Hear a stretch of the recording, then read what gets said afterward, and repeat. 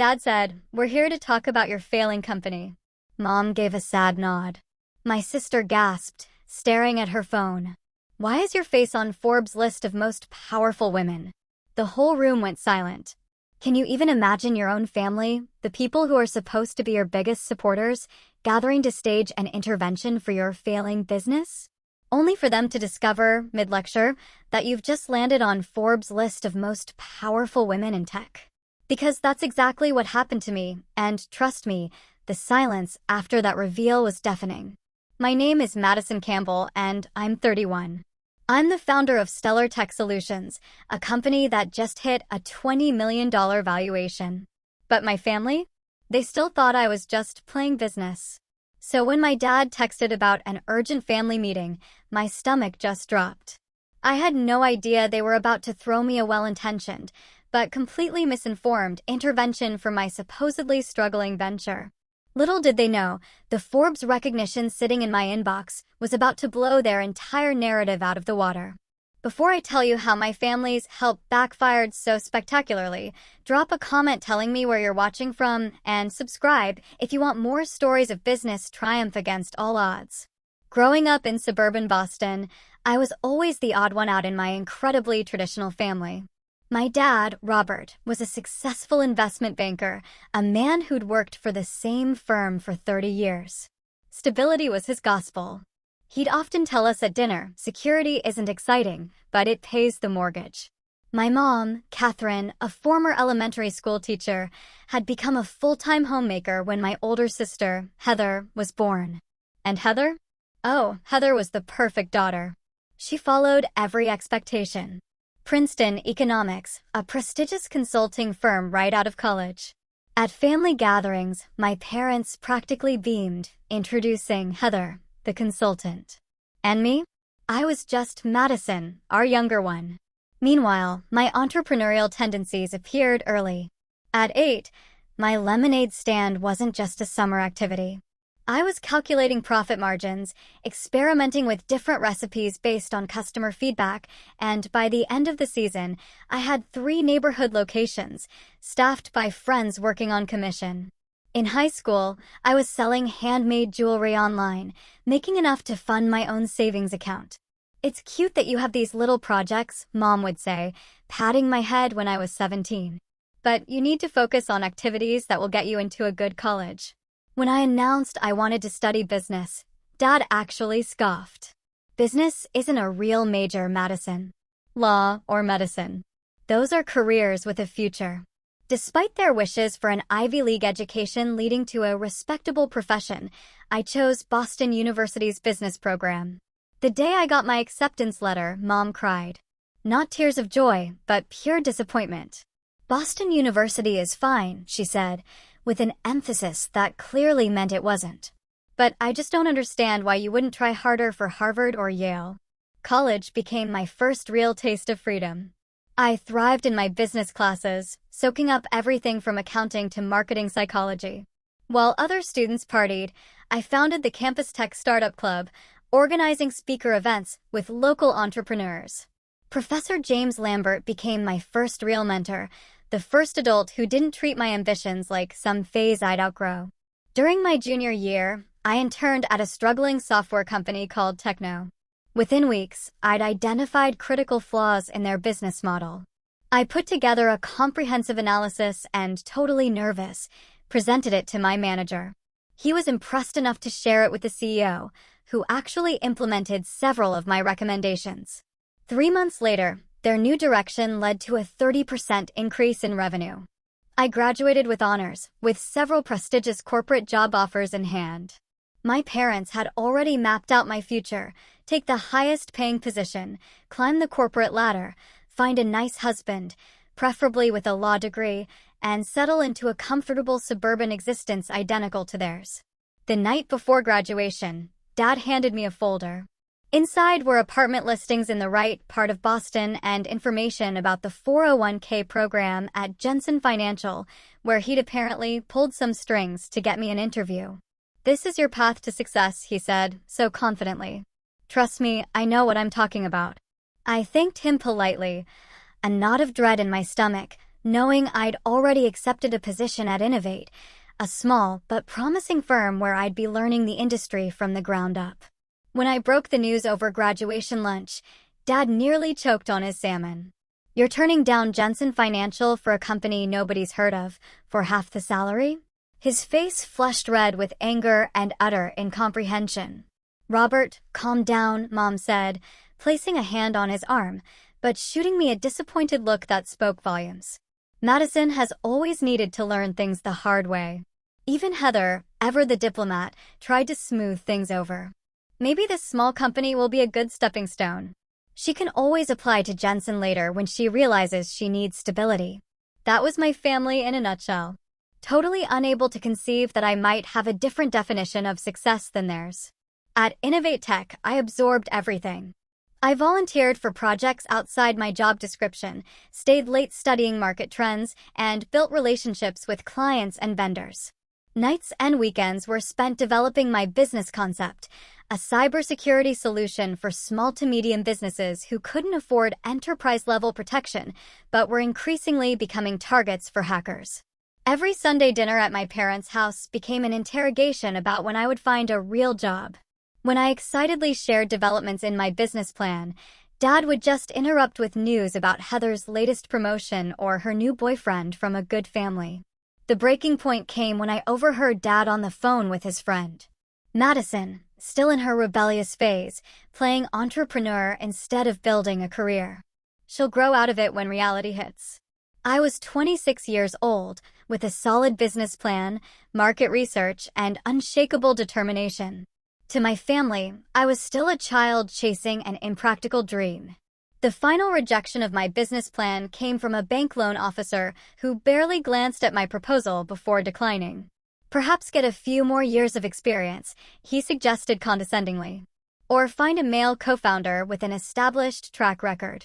That night, a fire ignited inside me. I made a promise to myself I would prove everyone wrong. Not just my family, but every single person who had dismissed my ambitions. Success would be my vindication. With $15,000 in savings and a determination fueled by years of dismissal, I quit my job to launch Stellar Tech Solutions. When I told my parents over dinner, Mom dropped her fork with a clatter. "You did what?" Dad's voice was eerily calm, the quiet before the storm. "I started my own company," I repeated, trying to sound confident despite my heart racing. "We're going to provide affordable cybersecurity solutions for small businesses." "We." Mom latched into the word. "Who's we?" "Well, right now it's us." "Just me," I said, "but I'll be hiring soon." Dad just laughed. No, this genuine laugh, but the short, dismissive one here served for idea she found utterly absurd. "Madison, be reasonable. You'll be bankrupt within 6 months. No experience, no connections, no capital." "I have experience. I've made industry connections, and I have enough capital to get started," I countered, my voice tight. 15,000 isn't capital," Dad scoffed. "It's barely a down payment on a car." "I don't need your approval," I said, finally. "Just your support, or at least your respect for my decision." "Respect is earned," he replied coldly. "And this decision hasn't earned any." I left with Mom calling after me. "We're just worried about you, honey." But worry and dismissal often had the same expression in my family. My first office was a tiny space in an industrial area on the outskirts of Boston.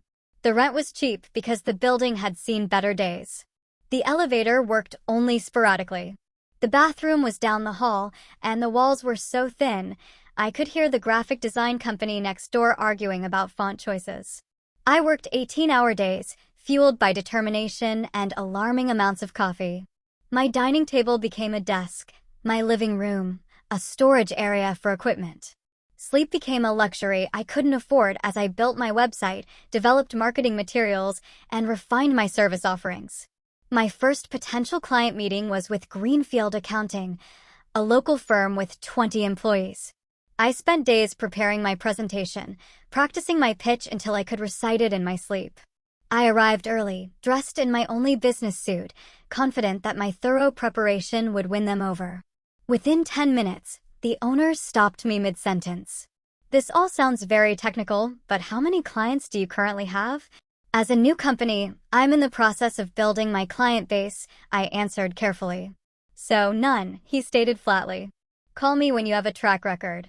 I cried in my car afterward, not from sadness, but from pure, seething frustration.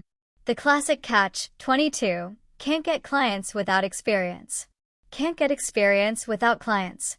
That night, I completely rethought my approach. If established businesses wanted proof, I needed to find clients who couldn't afford to be so selective. I pivoted to targeting startups and very small businesses, companies with as much to prove as I had. I offered free security assessments, showing them vulnerabilities they didn't even know existed. This approach worked.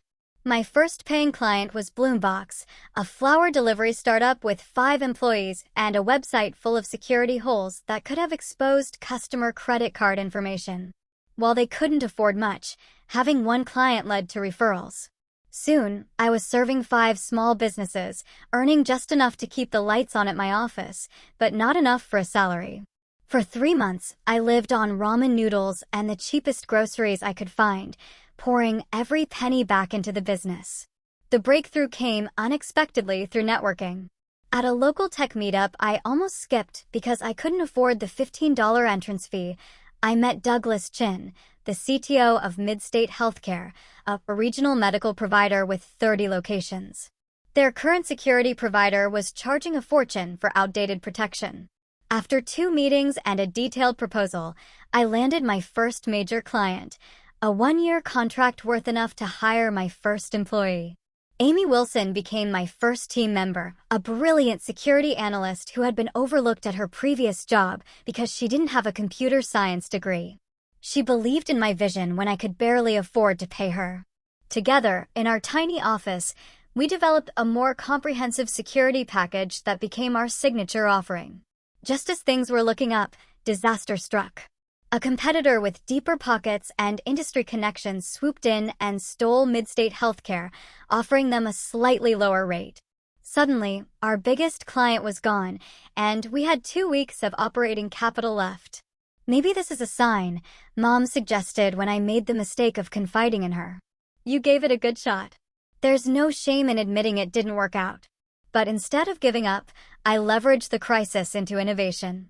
Amy and I worked around the clock to develop a proprietary security monitoring system that could detect and neutralize threats more efficiently than anything else on the market for small businesses. It was our Hail Mary pass, and it connected.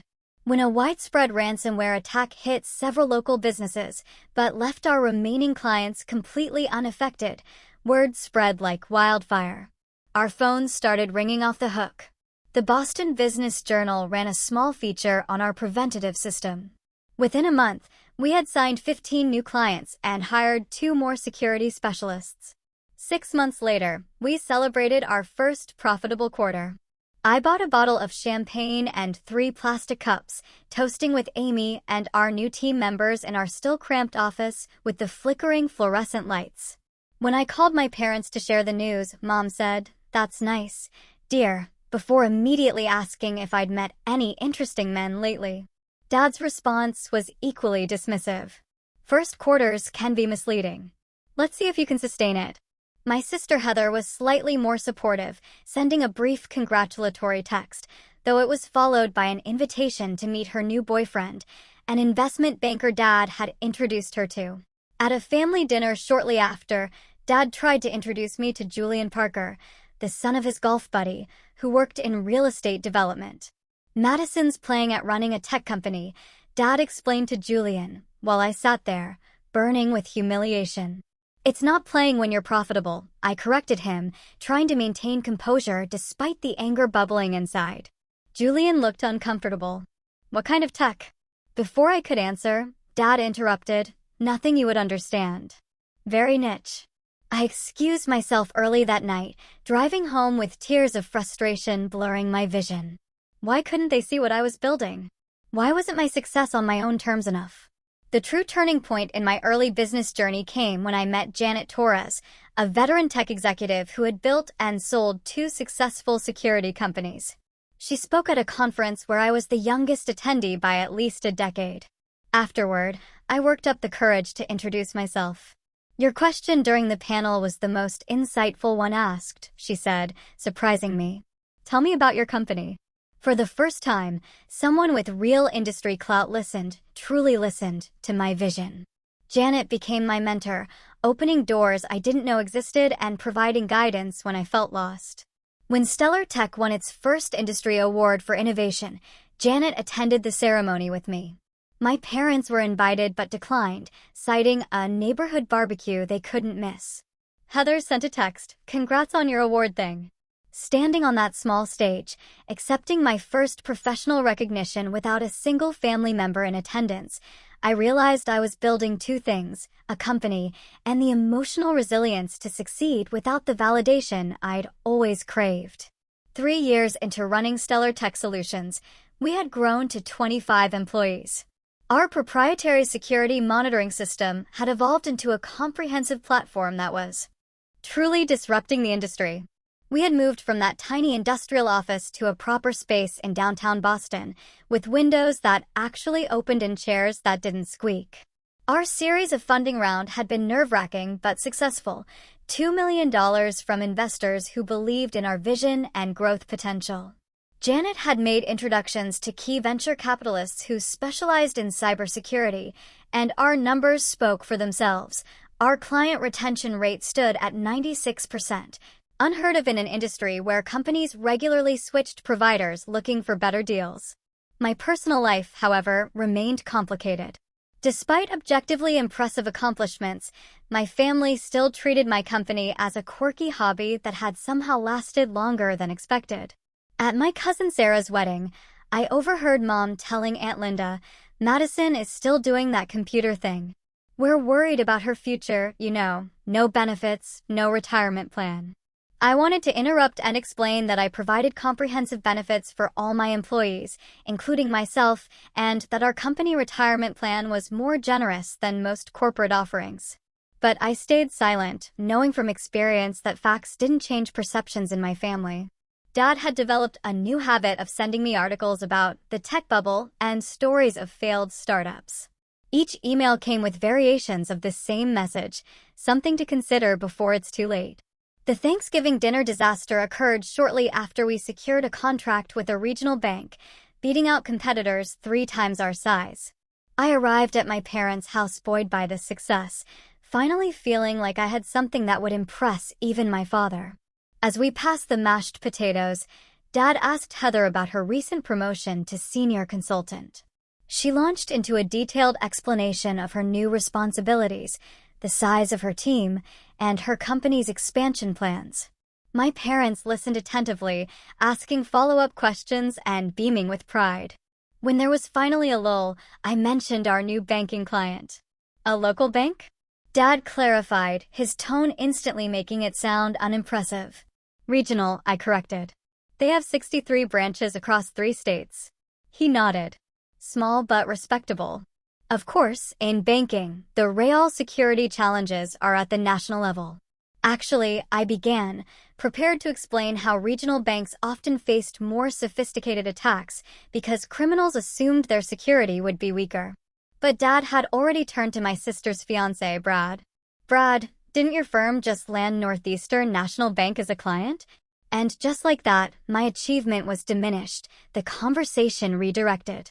Later, helping Mom with dishes, I heard her on the phone with my grandmother. "No, Madison still hasn't found a nice young man. Too busy with work, I suppose." "Yes, she's still doing that startup thing." "No, I don't really understand it either." Heather's engagement to Brad, an investment banker who had my father's unqualified approval, added another layer of complexity. Brad had an MBA from Wharton and the kind of confidence that came from never having his abilities questioned. He had taken to offering me unsolicited business advice whenever we met.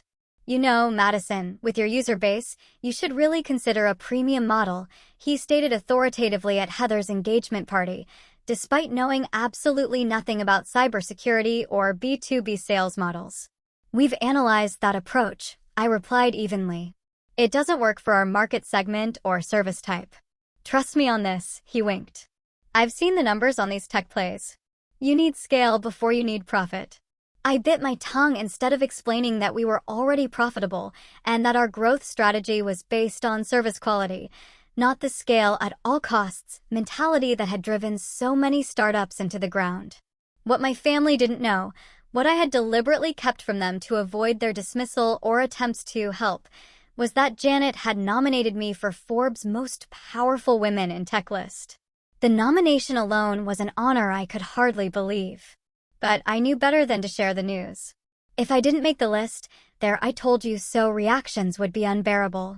And if, by some miracle, I did make it, I wanted the validation to be complete and irrefutable before revealing it. Meanwhile, Stellar Tech was thriving.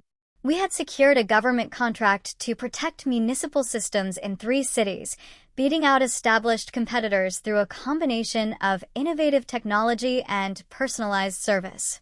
Our team was passionate and committed. We had created a company culture that valued both excellence and work-life balance, something I'd rarely seen in the tech world. Despite all this external success, I still struggled with imposter syndrome. Each achievement came with a voice in my head that sounded suspiciously like my father's. "You just got lucky. The next challenge will expose your limitations." The triggering event for the intervention came when TechForce, a major player in enterprise security, approached us with an acquisition offer. The number was substantial enough that I could have walked away at 31 with financial security for life. After careful consideration and discussions with my leadership team, I declined. We had more to build, more to prove, and I wasn't ready to give up control of my vision. Somehow, Dad found out about the rejected offer. He didn't tell me how he knew, but I suspected he had connections at TechForce or their investment bank. He called me immediately. "Madison, tell me you didn't really turn down the TechForce offer," he demanded, his voice tight with controlled anger. "I did," I confirmed. "It wasn't the right move for our company at this stage." "Not the right," he sputtered. "Do you have any idea what kind of opportunity you just threw away? This is exactly the kind of reckless decision-making that worries us." "Dad, I appreciate your concern, but this is my company and my decision." "This isn't just about you," he exclaimed. "What about your employees, their job security? What about your future? You could have been set for life." "We're doing this my way," I said firmly. A heavy silence fell before he spoke again, his voice unnervingly calm. "Your mother and I would like you to come over for dinner this Saturday. Heather and Brad will be there, too. We need to have a family discussion about your situation." "My situation?" I repeated incredulously. "Your business situation," he clarified.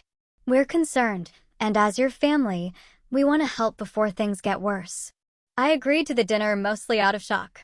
After hanging up, the realization hit me. They were staging an intervention. As if my successful business were some destructive addiction. The week leading up to Saturday's dinner was tense. I received multiple texts from Mom asking if I had reconsidered the TechForce opportunity and whether I was open to Brad's insights about business strategy. Heather called to tell me cryptically, "Just hear them out, okay? They mean well." What none of them knew was that our company had just been valued at $20 million during confidential discussions with new investors. What none of them knew was that the Forbes list would be announced the following week. And what none of them knew was that I had stopped needing their approval long ago. I just hadn't stopped wanting it. Saturday evening arrived with an unseasonable chill. As I drove to my parents' suburban home, the same house where I'd grown up, I felt a sense of dread mingled with defiance. The perfectly manicured lawn and symmetrical shrubs reflected my parents' love of order and conformity, qualities my life had deliberately lacked. I parked behind Heather's BMW and my father's Mercedes, my modest Subaru looking completely out of place, even in the driveway. Taking a deep breath, I reminded myself that I was no longer the insecure young woman desperate for validation. I was the founder and CEO of a successful tech company, regardless of whether my family recognized it. Mom opened the door before I could knock, her anxious smile failing to mask the concern in her eyes. She wore her formal cardigan, the cashmere one reserved for important occasions. Another sign that this evening was no ordinary family dinner. "Madison, you're here," she said, hugging me briefly. "Everyone's in the living room." I followed her through the familiar hallway, lined with family photos. I noticed that my college graduation picture had been replaced with a wedding photo of Heather and Brad. The symbolism wasn't subtle. The living room had been rearranged since my last visit. The furniture formed a semicircle around the coffee table, reminiscent of how I imagined addiction interventions from TV shows. Dad sat in his leather armchair, a folder of papers on his lap. Heather and Brad occupied the love seat, both dressed as if for a business meeting. An empty spot on the sofa clearly awaited me. Madison. Dad nodded, not rising to greet me. Glad you could make it. Wouldn't miss it, I replied, unable to keep the edge from my voice as I took my designated seat. Mom offered drinks, which everyone declined. The atmosphere was suffocating with unspoken tension. Dad cleared his throat, a sound that had signaled the beginning of serious discussions throughout my childhood. We've asked you here today because we're concerned about the direction of your enterprise. My company, I corrected. Stellar Tech Solutions. Yes, your company, he conceded, the words sounding foreign on his lips. The fact that you turned down a legitimate acquisition offer demonstrates concerning judgment. He opened the folder and pulled out what appeared to be a printed PowerPoint presentation. My father, ever the investment banker, had created slides for my intervention. I've prepared some materials that outline the reality of tech startup failures, he continued, handing copies to everyone. 70% fail within 10 years. 90% of cybersecurity startups specifically fail to gain significant market share. I glanced at the document, noting that his statistics were outdated and taken completely out of context. Before I could point this out, he continued, Madison, we've supported your experiment for 4 years now, but refusing a legitimate exit opportunity isn't just unwise, it's reckless. Supported? I echoed, incredulous. In what way have you supported my company? Mom interjected, her voice gentle but deeply patronizing. Emotionally, dear. We worried about you, but respected your need to try this out. Try this out. I repeated flatly. Mom, I'm not at summer camp. I've built a multi-million-dollar company. Brad cleared his throat. Madison, speaking as someone who analyzes tech investments professionally, the market indicators suggest a correction is coming. Cybersecurity is particularly vulnerable to consolidation. I turned to him. And speaking as someone who actually runs a cybersecurity company, our market position is stronger than ever. Madison. Dad's voice hardened.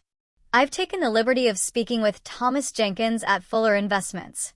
He paused, letting the name of his college roommate and prominent venture capitalist hang in the air.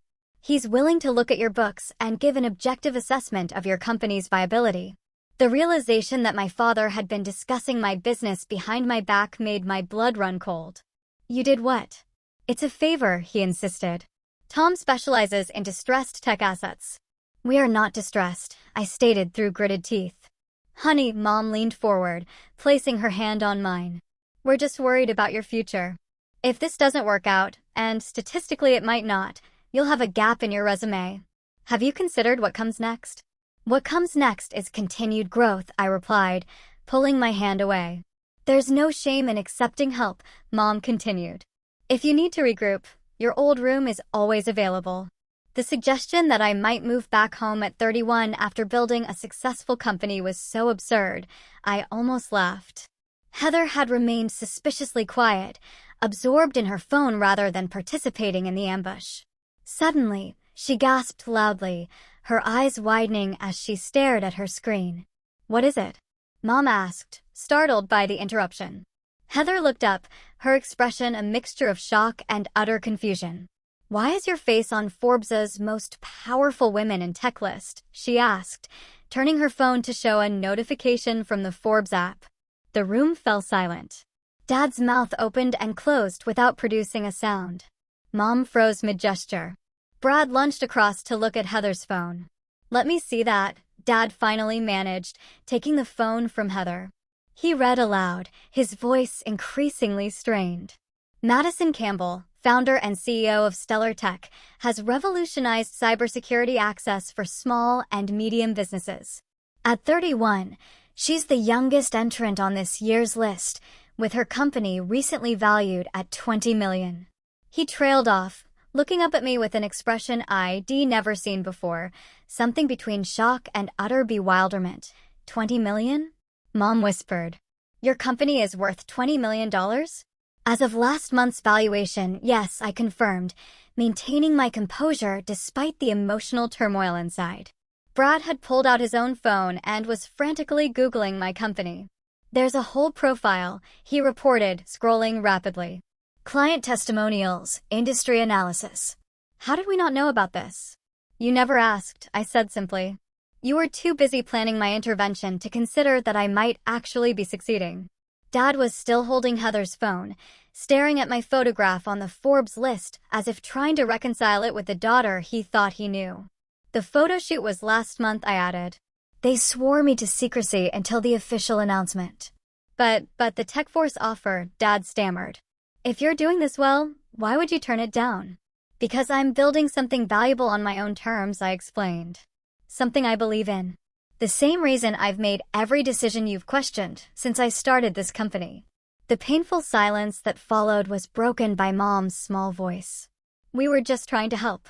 I looked at my family, my accomplished, well-meaning, completely misguided family, and felt a strange mixture of vindication, hurt, and pity.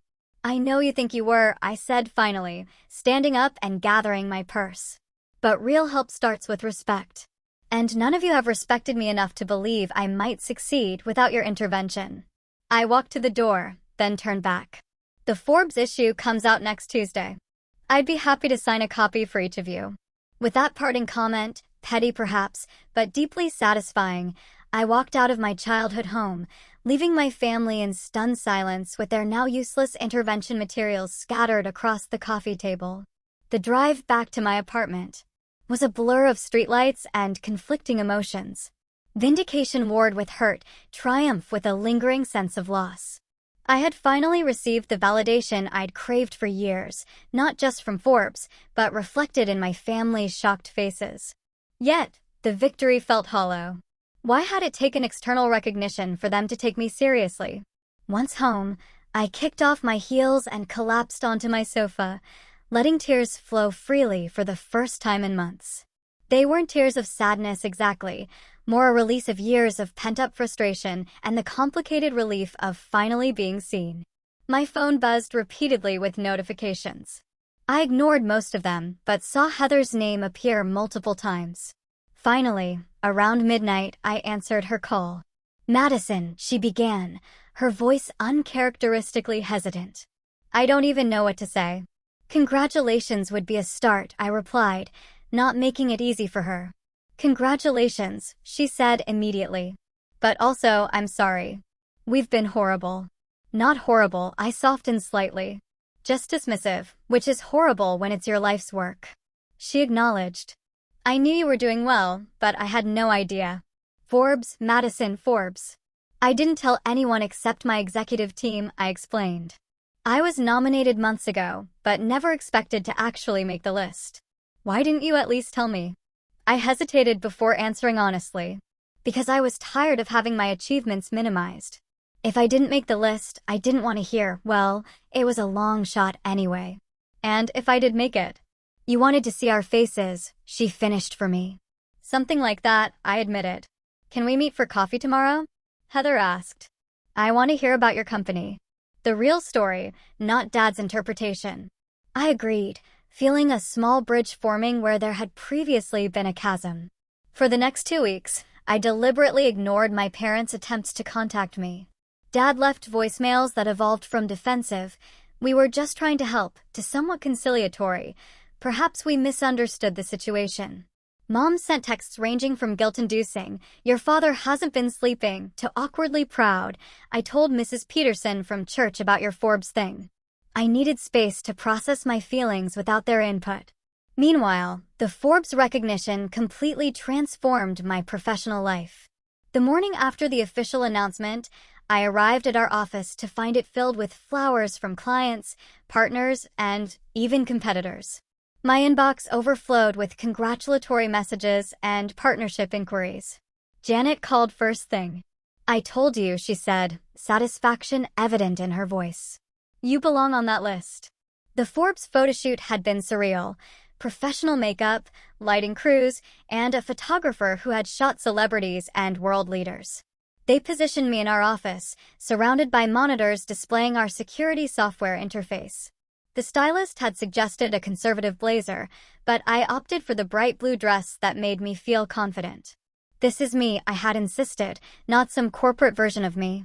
My team's reaction to the recognition meant more than any external validation. We closed the office early for a champagne celebration, and I made sure to acknowledge that the achievement belonged to all of us. Amy, my first employee who had taken a chance on an unproven company, gave a tearful toast that left us all emotional. To the woman who saw potential where others saw risk, she said, raising her glass.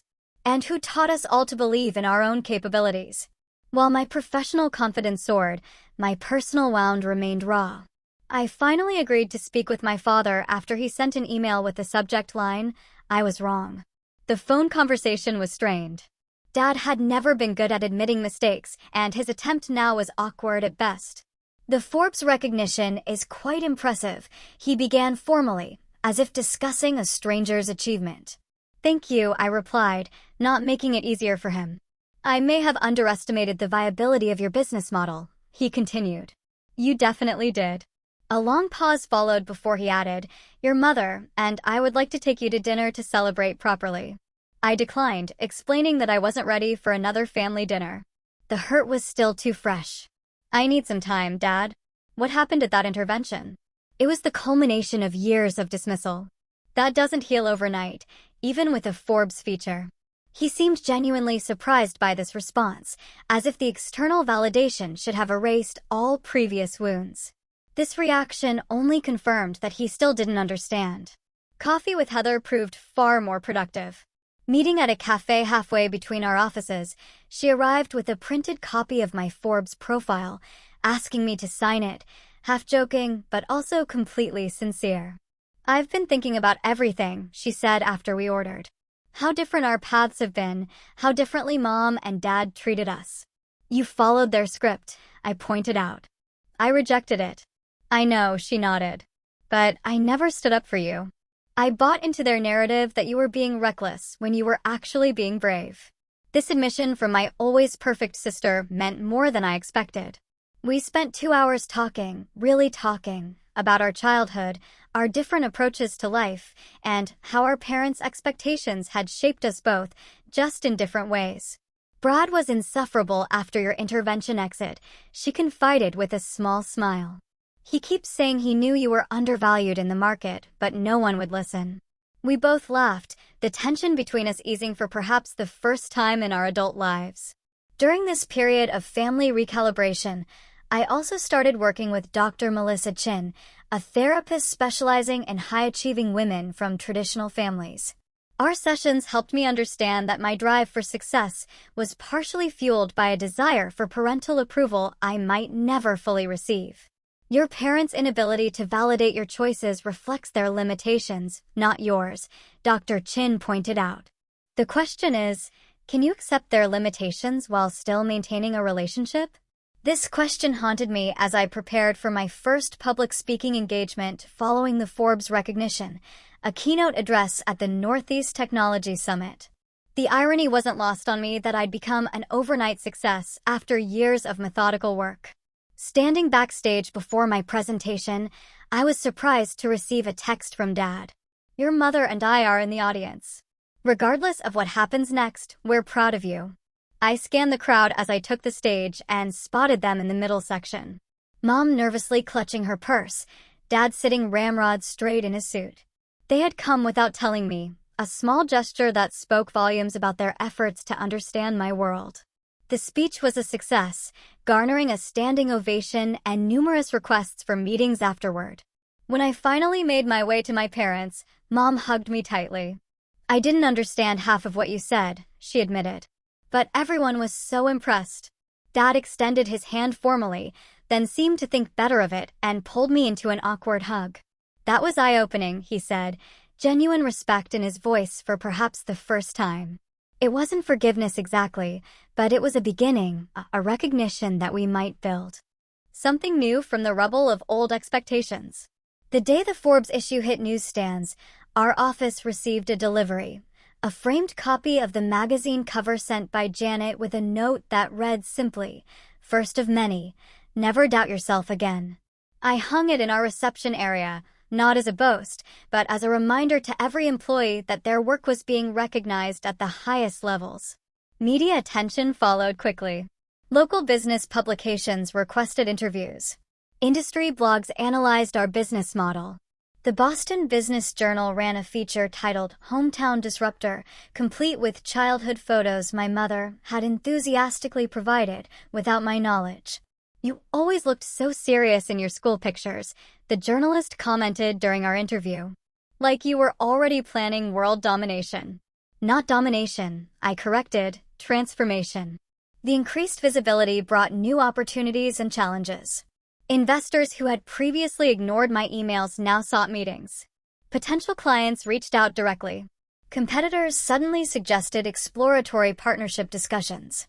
My calendar filled with appointments that would have been impossible to secure months earlier. We leveraged the momentum to expand internationally, establishing our first overseas office in London to serve European clients. The Series B funding round exceeded expectations, securing $50 million at a valuation that made the previously impressive $20 million seem modest. Through it all, I remained focused on our core mission, making enterprise-level cybersecurity accessible to businesses of all sizes. When a prominent venture capitalist suggested pivoting to focus exclusively on larger, more profitable clients, I declined.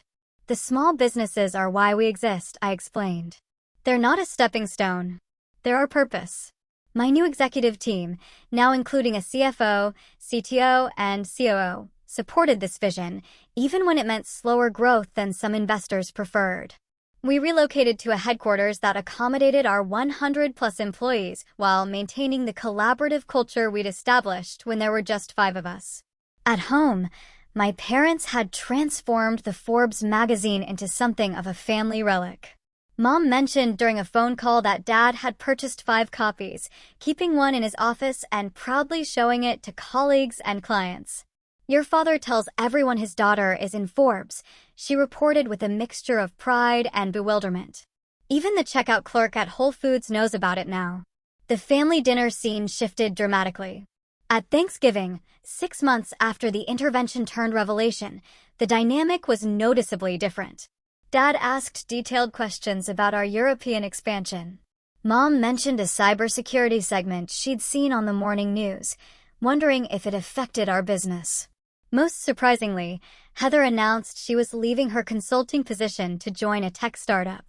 "I've been watching how fulfilling Madison's work is," she explained, while Dad looked momentarily alarmed before carefully composing his features. "That sounds interesting," he managed, glancing at me. "I'm sure Madison can offer some guidance about the startup world." This small acknowledgement of my expertise represented massive growth from the man who had once dismissed my business as playing entrepreneur. The most significant family development came when Heather approached me with an unexpected proposal. After several months at her tech startup, she had discovered a passion for operations and organizational efficiency. "I've been thinking," she said during one of our now regular sister lunches. "Stellar Tech is growing so quickly. Have you considered bringing on a dedicated COO?" I studied her face, understanding the unasked question. "Are you suggesting yourself?" She nodded nervously. "I know it sounds crazy. We've always been on such different paths, and I'm not pretending to have your technical knowledge, but operations, scaling, organizational development, that's what I've been trained to do." The idea of working with my sister, the same sister who had sat silently through my family intervention less than a year ago, seemed fraught with potential complications. Yet, something about it felt right. A chance to rebuild our relationship on new, equal footing. After thorough interviews with my executive team and board, I insisted on no special treatment. Heather joined Stellar Tech as Chief Operating Officer. Her corporate background complemented my entrepreneurial approach, creating a balance that truly benefited the company. Working together revealed dimensions of Heather I'd never appreciated: her meticulous attention to detail, her talent for diplomatic problem-solving, her genuine respect for the company I'd built. In turn, she saw my creative vision and strategic thinking in action daily. I had no idea, she confessed after her first month. The complexity of what you've been managing all these years. I'm kind of in awe.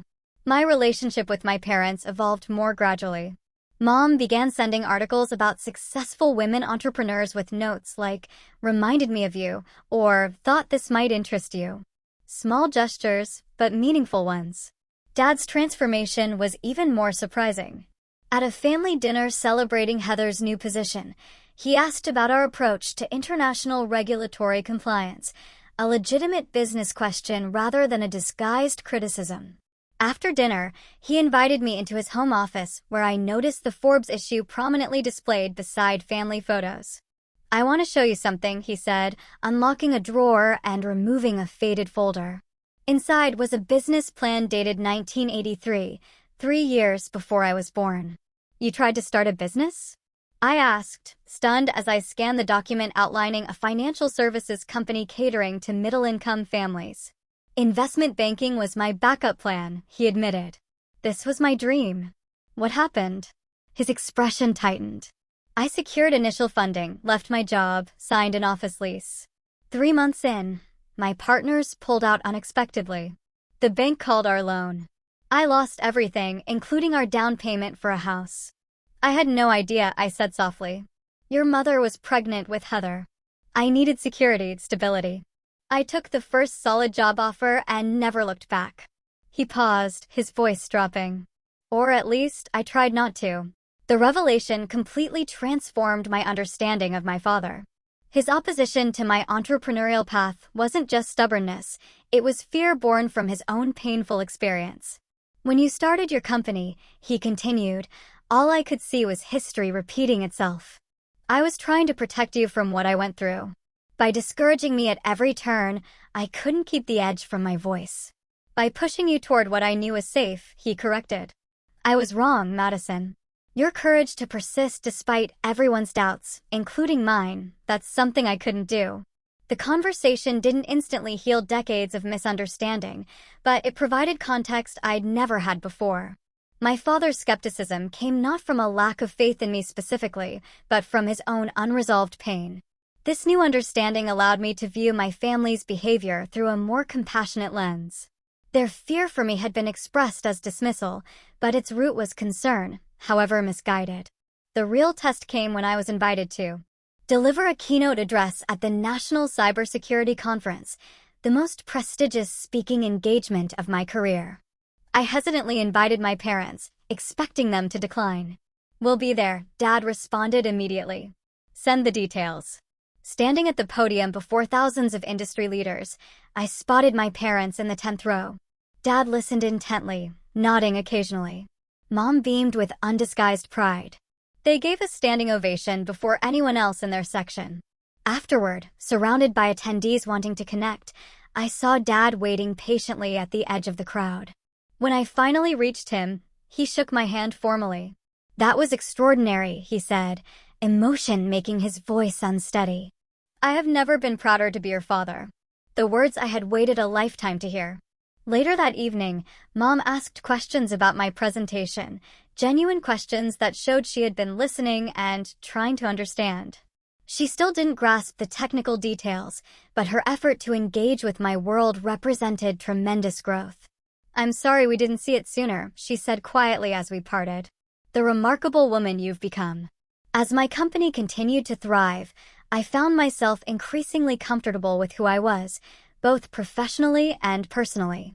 The desperate need for family validation had diminished as I built confidence in my own judgment and surrounded myself with people who recognized my value without requiring external proof. The most unexpected development came during a routine check-in with Janet, who had become not just a mentor but a true friend. "Have you considered mentoring young entrepreneurs yourself?" she asked, particularly young women facing the same barriers you did. The suggestion resonated deeply. I established a mentorship program at Stellar Tech, providing guidance and small seed investments to women launching tech businesses. Many of them shared stories of family skepticism painfully similar to my own. "My father thinks tech is for guys," one young founder told me. He keeps asking when I'm going to get a real job. Bring him to my office sometime, I offered with a smile. I know exactly how that feels. Personal growth paralleled professional success in unexpected ways. I began dating Eric, a children's book author who found my business accomplishments fascinating rather than intimidating. His creative perspective balanced my analytical nature, and his supportive attitude toward my career was refreshingly uncomplicated. Your ambition is one of your most attractive qualities, he told me after witnessing a tense negotiation I handled. It's not something to apologize for or hide. This simple affirmation highlighted how accustomed I'd become to defending my professional passion, even in personal relationships. The family dynamics continued evolving. Dad asked for my input on his investment portfolio, a small request that represented enormous respect coming from him. Mom stopped asking when I would settle down and instead inquired about business developments with genuine interest.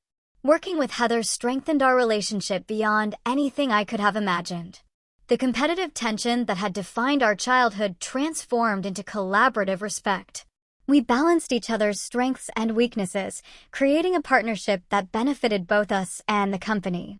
We wasted so many years seeing each other as rivals, she reflected during a late-night strategy session, when we actually make a pretty great team. The journey from the family intervention to industry recognition had been painful but utterly transformative, not just for my career, but for my understanding of myself and my family. Success hadn't magically healed the wounds of years of dismissal. Only honest communication and mutual respect could do that. But success had given me the confidence to establish boundaries and expectations for how I deserved to be treated. 1 year after the Forbes recognition, Dad called with an unexpected question. I'm mentoring a young analyst who's considering leaving to start his own firm. Would you be willing to speak with him? Your perspective would be valuable. My father was asking for my business advice, a request that would have been unimaginable 2 years earlier. I'd be happy to, I replied, recognizing the profound significance of the moment. Thank you, he said, then added quietly. It seems I still have things to learn about business after all. It wasn't an explicit apology for years of dismissal, but from my father, it was an extraordinary acknowledgement.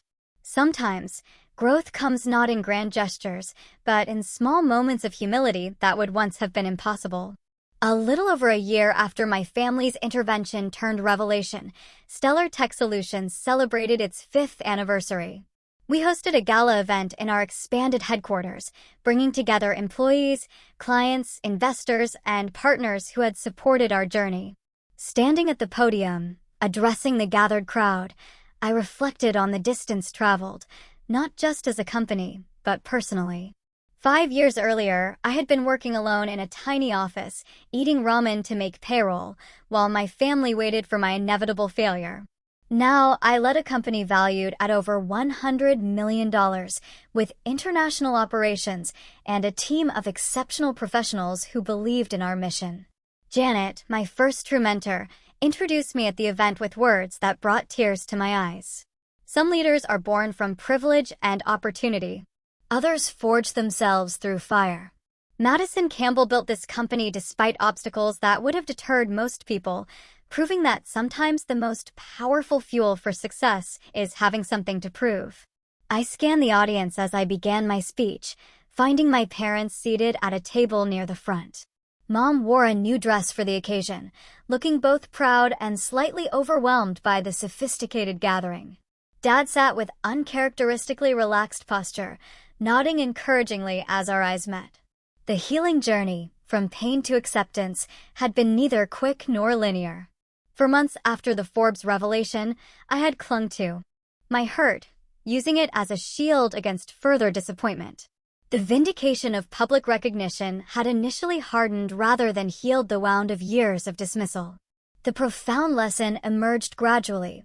External validation, even from Forbes magazine, couldn't heal what needed internal resolution. Success had changed how others saw me, but the deeper transformation came from changing how I saw myself and my relationship with my family. The greatest challenge in building this company wasn't securing funding or developing technology, I told the anniversary gathering.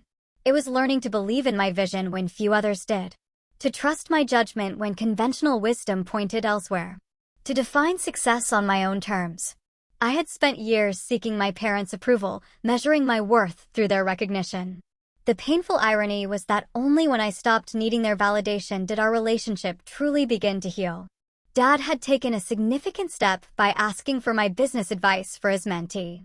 Even more meaningful was finding the Forbes issue prominently displayed in their living room when I visited, not hidden away as an anomaly, but celebrated as part of who I was. Madison, Mom had said during that visit, Jennifer from my book club asked if you might speak to her daughter who's interested in computer science. I told her, "You're very busy." But perhaps.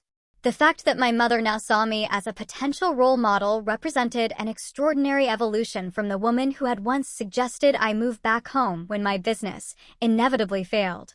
The new family dynamic wasn't perfect. Dad occasionally slipped into his old habit of offering unsolicited advice before catching himself.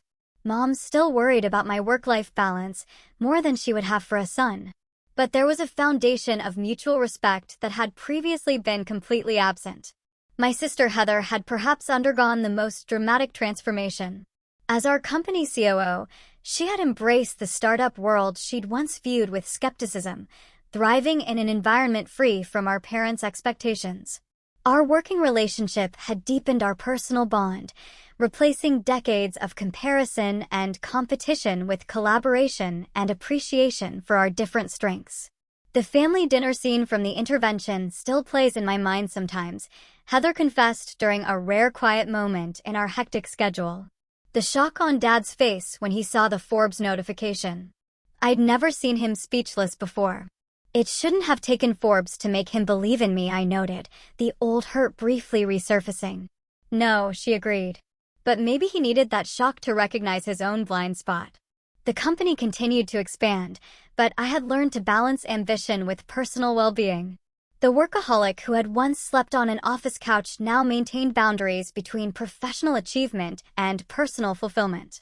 My relationship with Eric progressed naturally, free from the family pressure that had complicated previous romances. The mentorship program for female entrepreneurs became one of my most rewarding initiatives. Creating opportunities for young women facing the skepticism I had encountered gave purpose beyond profit to our success. We established a scholarship fund for business students from unsupportive backgrounds, offering not just financial assistance, but a community that believed in their potential. At a recent family dinner, now a monthly tradition rather than an occasion for dread, I watched my parents interact with Eric, discussing his latest children's book with genuine interest. Dad asked thoughtful questions about the publishing industry without offering corrective advice. Mom refrained from her usual hints about wedding plans. After dinner, Dad pulled me aside. "I found this while cleaning out some old files," he said, handing me a yellowed newspaper clipping from my high school years, featuring my regional win for a business plan competition. "I saved it back then, but never told you.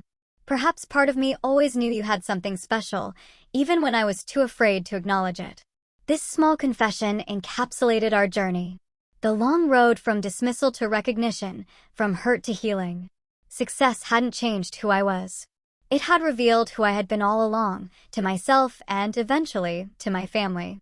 As I conclude this story, I'm reminded that true success isn't measured by valuations or magazine covers.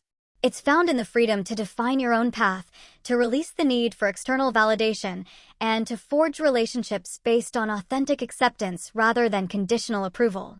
Have you ever had your achievements dismissed by those whose support you most wanted? Did external recognition finally change their perspective, or did you learn to find validation within yourself? Share your experiences in the comments below. And if this story resonated with you, please like, subscribe, and share it with someone who might need to hear that their vision deserves to be pursued, even when others don't yet see it.